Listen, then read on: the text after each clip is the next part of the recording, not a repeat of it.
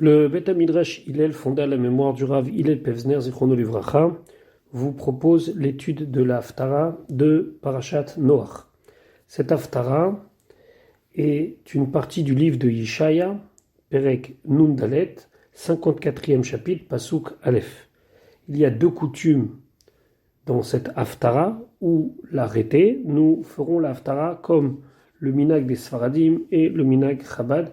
Certaines communautés ashkénazes continuent la Haftara jusqu'à la fin du Pasuk Nunhe, du Perek Nunhe, du 55e chapitre au verset 5.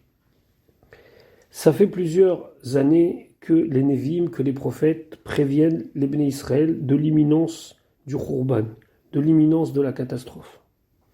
Il y a deux sortes de Névim. Il y a les Névim qui sont des Névim qui viennent annoncer des mauvaises nouvelles, comme le prophète Yirmiyahu, Jérémie. Et il y a des Névim qui sont là pour annoncer que viendra une meilleure époque. C'est le cas de Ishaya, du prophète Isaïe. Yerushalayim va être abandonnée, va être détruite, va être vidée de ses habitants. Ishaya ici vient décrire une Yerushalayim forte, souveraine, pleine d'habitants, qui ne sera plus jamais détruite. C'est donc ici une promesse d'Akadosh Baruch Hu dans la bouche de son Navi, Ishaya, du prophète Ishaya, qu'un jour Yerushalayim aura de quoi se réjouir de sa situation. Le lien avec Parashat Noach est simple, c'est que dans la névoie de Ishaya, on va nous parler de la promesse qu'Hachem a fait à Noach de ne plus jamais détruire le monde par le Maboul. Et on va voir le parallèle entre cette promesse et la promesse de ne plus jamais détruire Yerushalayim. Déjà, nous allons commencer par expliquer que ici, Yerushalayim est comparé à une femme et le peuple juif est comparé à des enfants de cette femme-là. Et donc au Pasuk Aleph, le Navi nous dit « Roni Akara » « Réjouis-toi, celle qui était stérile. » Yerushalayim, jusqu'à maintenant, était habitée, mais elle va connaître une période où elle va être vidée de ses habitants pendant la galoute. Et lorsqu'il y aura le retour des exilés à Yerushalayim, alors elle passera du statut de Akara, de femme stérile qui n'a pas eu d'enfant, au statut de femme qui a des enfants. Donc on dit « Réjouis-toi, Akara, lo yalada » toi qui n'as pas enfanté, c'est-à-dire que tu es seul et personne n'occupe ta ville, Pitzri Rina, ouvre ta bouche pour chanter des louanges, Vetsahali, et réjouis-toi à voix haute, parce que l'ochala, parce que tu n'as pas eu les douleurs de l'enfantement. C'est-à-dire qu'on pourrait comprendre dans le sens simple que étant donné que tu n'as pas souffert et que miraculeusement, entre guillemets, tu vas te retrouver avec plein d'enfants, c'est en soi quelque chose qui mérite de remercier Akadosh Baruch Hu. Mais ici, il y a un autre sens, c'est que les douleurs de l'enfantement de Mashiach et de la génération de Mashiach sont des douleurs très très fortes. Et ici, Ishaï a décrit une situation où on pourrait arriver à cela sans les douleurs de l'enfantement de Mashiach. Kirabim bene shomema mi bene beoula, car ils sont plus nombreux, les enfants de celles qui étaient détruites, c'est-à-dire Yerushalayim, mi bene beoula, des enfants de celles qui étaient mariées, c'est-à-dire des nations du monde. Amar Hashem, ainsi Hashem il a dit. Alors donc ici, bene shomema désigne le peuple juif, bene beoula, d'après les commentateurs, désigne Édom. Édom, c'est le dernier royaume qui va nous amener en exil. Nous sommes actuellement sous le joug de Édom, et un jour, on verra que les Bnei Shomema, c'est-à-dire les Bnei Israël, seront plus nombreux que les Bnei Beoula, que les enfants de la femme mariée. C'est intéressant d'amener ici ce que la Gemara dit dans Masechet Brachot. Une fois, il y a quelqu'un qui était un mine, c'est-à-dire quelqu'un qui ne croyait pas en Dieu, qui a demandé à Berouria, la femme de Rabbi Meir, comment expliquer ce pasuk Roni Akara lo yalada. Parce qu'elle est Akara, parce qu'elle est stérile, elle doit se réjouir. Roni Akara. Berouria lui a répondu, t'es vraiment choté, t'es vraiment bête. Regarde la fin du pasuk. De quoi elle se réjouit? pas d'être Akara, mais de Kirabim Bene Shomema Mim Bene Beroula. Qu'au final, ces enfants, celles qui étaient abandonnées, seront plus nombreux que les enfants de celles qui étaient mariées. Et donc elle a de quoi se réjouir. Knesset Israël, Yerushalayim, c'est comme une femme stérile qui n'avait pas d'enfants. Et au final, ces enfants vont apparaître. Et donc, c'est la raison pour laquelle on se réjouit. Alors, ici, on ne pourra pas rentrer dans le cadre de notre shiur à la raison pour laquelle on parle ici de Édom, mais il faut quand même ici rappeler ce que la Gemara elle dit. La Gemara elle dit que Yerushalayim et Kessaré, Césarée, sont une en face de l'autre, c'est-à-dire une ville qui spirituellement est face à l'autre. Géographiquement, elles ne sont pas l'une face à l'autre, mais spirituellement. Et la Gemara elle dit, dans ma Sechet Mikla, si quelqu'un va te dire les deux sont détruites, tu ne peux pas croire. Si on va te dire les deux sont habités, tu ne peux pas croire. Charva Kessaré, quand Kessaré est détruite, fait Yashva Yerushalayim, alors Yerushalayim peut être habité. Charva Yerushalayim, si Yerushalayim est détruite, fait Yashva Kessaré, et que Kessaré est habité, Tarmin, tu peux le croire. Pourquoi? Parce qu'il y a une opposition entre Yerushalayim et Kessaré, qui représente Israël et Édom, qui fait que lorsque un est en haut, l'autre est en bas, ça fait référence à ce que Akadosh Baruch Hu a dit dans la bouche du Navi du prophète, lorsque Rivka a demandé qu'est-ce qui se passe, elle a deux enfants dans le ventre, et le Navi lui dit, Ulhom milehom yematz, on verra ça, Bezrat Hashem, lorsqu'on étudiera les parachutes concernant la naissance de Yaakov et Esav.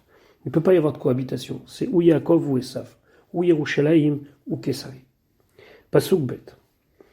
Il y aura tellement d'enfants qui vont se rassembler, qui vont venir à Yerushalayim, que je te dis Yerushalayim, achrivi mekom à Olech. A élargi l'endroit, le terrain où tu as ta tente. Comme ça, tu vas pouvoir accueillir tout le monde. Veriot mishkenotaich yatu. Et les tentures de tes maisons, tu dois les étendre. Ça veut dire même ceux qui ont déjà d'une habitation, ils vont devoir encore agrandir leur tente pour pouvoir accueillir les nouveaux arrivants. Al Tarsochi, ne t'empêche pas de mettre beaucoup de tentes et d'étendre ce terrain. Arichi metaraïr, il faut que tu allonges les cordes que tu attaches par terre pour soutenir les tentures. Et les pieux que tu as mis dans la terre, tu dois les renforcer pour faire quelque chose qui va rester et quelque chose de fort. Pasuk Gimel. Pourquoi tu dois faire ça?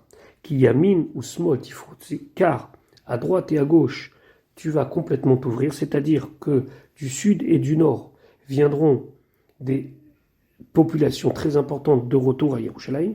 Vezarer Goïm Irash, et ta descendance va faire fuir les nations qui se trouvent à leur côté. Ve'arim Neshamot Yoshivu, et des villes qui jusqu'à là étaient abandonnées, ils vont reprendre possession. Alors ici, on nous explique au final, c'est le Rabbin qui nous fait remarquer ça, que Eretz Israël et Yerushalayim vont s'étendre.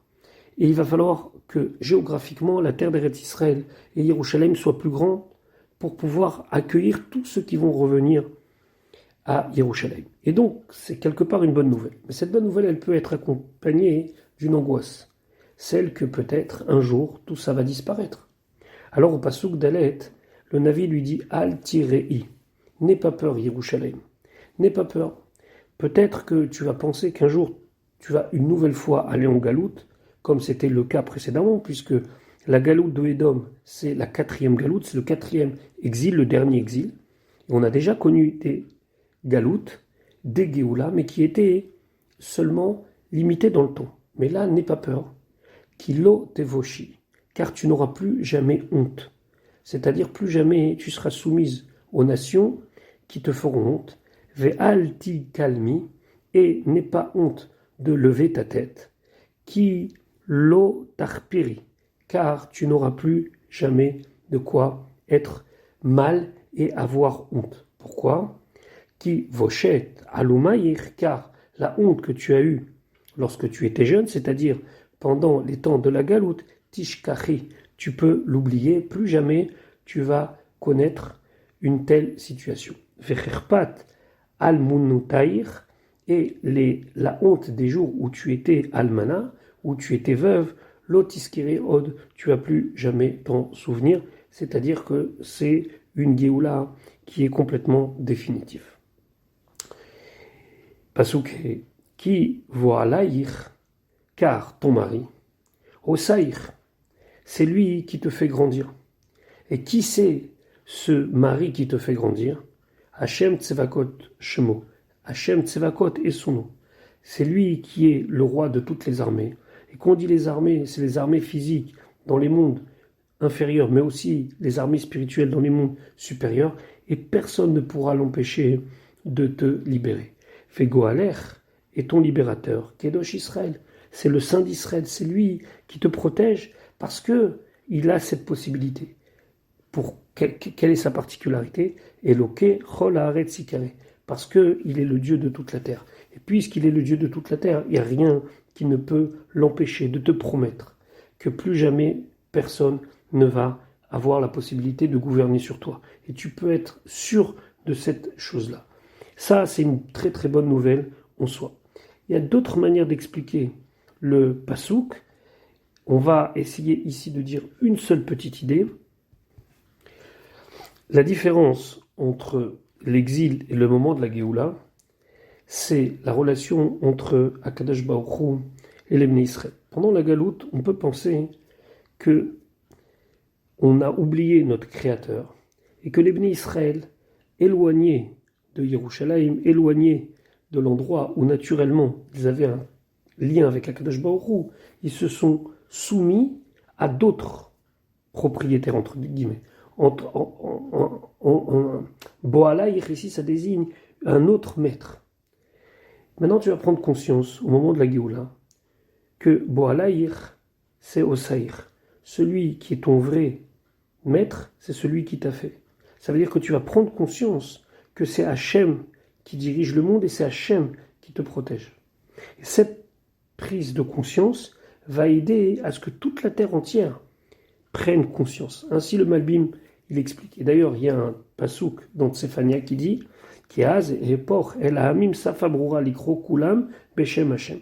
Un jour, ça va se transformer que toutes les nations vont appeler le nom de Dieu, c'est-à-dire tout le monde va connaître Leovdo Shechem Echad et le servir comme un seul groupe. Et ça, c'est la bonne nouvelle, entre guillemets, c'est qu'il y aura une prise de conscience chez les Bnei Israël, mais aussi dans le monde entier, sur l'omniprésence d'Akadosh Baruch Hu et le fait qu'Akadosh Baruch Hu, c'est notre roi. Pasuk Vav. Kiche Isha Azuva, car tu es comme une femme abandonnée. Elle est seule, abandonnée, son mari est parti. Va'atzuva Truach, et elle est triste, son esprit est triste. Et elle attend constamment quand est-ce que son mari va revenir. Kera'ach, c'est comme ça que je t'ai appelé. Ça veut dire quoi? C'est à cet état-là que je te compare. Pas comme une femme qui a perdu son mari, mais une femme qui a été abandonnée par son mari et qui attend que son mari revienne. Ici, Yerushalayim, c'est la femme. Le mari, c'est Akadosh Baruch Hu. Et Yerushalayim, c'est Knesset Israël, c'est le peuple juif en général, attend le retour du mari, comme une femme abandonnée qui attend le retour de son mari. Et c'est intéressant de comparer à ce pasouk-là au début, où Yerushalayim était comparé à une femme, à Akara, Roni Akara, et Akara c'est une femme stérile. Mais jamais elle n'a été comparée à une femme qui a perdu son mari comme une almana. D'ailleurs, il y a un pasouk qui dit que Yerushalayim Aïta ke almana, c'est un pasouk de Yirmiyahu, au début du livre de Echa. Echa yashva bada daïr rabatinan Aïta ke almana. Elle était comme une veuve. Pourquoi comme une veuve? C'est pas une veuve, parce que si on dit que Yerushalayim c'est une veuve, ça veut dire que Akadosh Baruch Hu, entre guillemets, il est mort, il l'a abandonné. Quand on dit ke almana, ça veut dire qu'elle est seule comme une veuve, mais qu'elle n'est pas veuve. Donc jamais Yerushalayim et Knesset Israël vont être comparés à une femme almana, à une femme veuve. On sera considéré comme akara, considéré comme isha azuva, mais jamais comme almana, parce qu'almana, c'est quelque part un non-retour. On peut être qu'est almana, mais pas vraiment almana. Ve'eshet neorim, et la femme qui était la femme des premiers jours, c'est-à-dire le premier mariage. Alors un homme, on sait qu'il est attaché à sa première femme, même kitimaes, même si des fois elle va être rejetée aux yeux de son mari, il va la répugner, malgré tout, toujours, il pensera à son premier amour, celle qui était sa première femme. Amar et Kaïr, c'est ce que Hachem dit. Donc, ne t'inquiète pas, même si pendant la galoute tu sembles abandonné, sache que Akadosh Baruch Hu, il a une relation avec toi privilégiée. Et même si on pense pendant la galoute qu'Akadosh Baruch Hu, Chas v'Shalom, a abandonné son peuple, il faut savoir attendre le retour du mari qui est parti. C'est la raison pour laquelle on souhaite dans la tefila que nos yeux verront lorsque tu reviendras berachamim avec la grandeur et la miséricorde à Yerushalayim. Pasuk Zayin. Maintenant, c'est beau comme comparaison. On ne doit jamais perdre l'espoir, mais quand même c'est long. Alors, il dit dans le Pasuk Zayin, malgré que les jours de la galoute vont nous paraître très longs, Berega Katon, comme un instant, Azaftir, je t'ai abandonné. C'est-à-dire qu'après, quand la Géoula va venir, et que ce sera tellement fort comme sensation, qu'on aura oublié et on regardera avec un regard rétroactif toute la galoute comme un petit moment. Ou verra Rachamim Gedolim Akabetzer. Et avec beaucoup de Rachamim, c'est-à-dire beaucoup de miséricorde, Akadosh Baruch Hu, il va nous rassembler. Ce sera tellement fort le moment où Akadosh Baruch Hu va nous ramener que pour nous, ce sera comme un petit instant. Alors que on pourrait craindre aussi que ce petit instant se finisse, on te dit non. Lorsque la Kadesh Baruch Hu, il va nous ramener, ce sera Berachamim Gedolim. Ça veut dire que ça va durer très très longtemps, puisque ce sera pour l'éternité. Pasukret, Beshetsef, Ketsef, Istarti Panay. Pour un petit peu de colère que j'ai caché ma face de toi, Rega Mimer, c'est un instant de toi, ou Vechesedolam, par contre, avec une bonté éternelle, Rechamtir, j'ai eu pitié de toi, Amar Goalech Hachem, ainsi a dit ton libérateur Hachem. Alors ici, qu'est-ce qui se passe? Il y a une comparaison entre le temps. Le temps où je me suis mis en colère est très peu par rapport au temps où je vais être proche de toi. Souvent, on peut comprendre dans un exemple de vie où on se met en colère sur un sujet, sur une petite histoire, se met en colère, ça a des conséquences. Puis après, on se rend compte que l'amour qu'on a pour la personne est tellement important, par exemple pour un enfant, ou pour un élève, ou pour un conjoint, que ça paraît insignifiant la raison pour laquelle on s'est mis en colère. Et donc, on va revenir avec encore plus d'amour et encore plus d'attachement. Donc ici, Beshetsef Ketsef, c'est aussi pour minimiser la raison de la galoute. C'est pas seulement dans le temps que ça va paraître court, mais même la raison pour laquelle je t'ai envoyé en galoute, ça paraît insignifiant par rapport à l'attachement que j'ai pour toi. Maintenant, le Pasuk Tet et Yud font référence à notre paracha qui met Noach comme les eaux de Noach. Alors il faut savoir que il y a deux manières d'écrire ce mot qui met Noach. Il y en a où c'est écrit en deux mots qui met, et il y en a où c'est écrit en un mot qui met. Alors si c'est marqué qui met Noach en deux mots, c'est comme la période de l'eau de Noach, mais Noach, l'eau de Noach. Si c'est marqué en un mot qui met Noach, c'est comme la période de Noach et il n'y a pas de référence à l'eau. Donc qui met Noach, car comme l'époque de l'eau de Noach, c'est-à-dire du Maboul, Zotli, ce sera aussi pour moi maintenant. Ça veut dire quoi? Asher Nishbati, que j'ai juré pour ceux qui avaient survécu au Maboul, c'est-à-dire Noach, ses enfants et tous les animaux, mais Avor, mais Noach od alaretz. Je ne vais plus faire passer l'eau de Noach sur la terre. Ça veut dire qu'il n'y aura plus jamais de déluge. Ken, la même chose. Nishbati, j'ai juré maintenant, j'ai pris l'engagement. c'est un engagement que je prends maintenant, mais c'est comme s'il a été pris depuis toujours.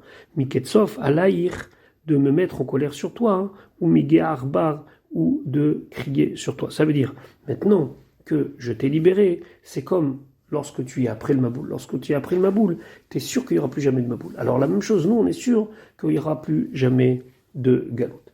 Pasuk Yud, maintenant, la bonté qu'Akadosh Baruch Hu, le chesed qui va faire à Yerushalayim, sera tellement fort, qui est Harim Yamushu, car les montagnes vont se mettre de côté. Ve'agevaot temutena, et les Gevaot,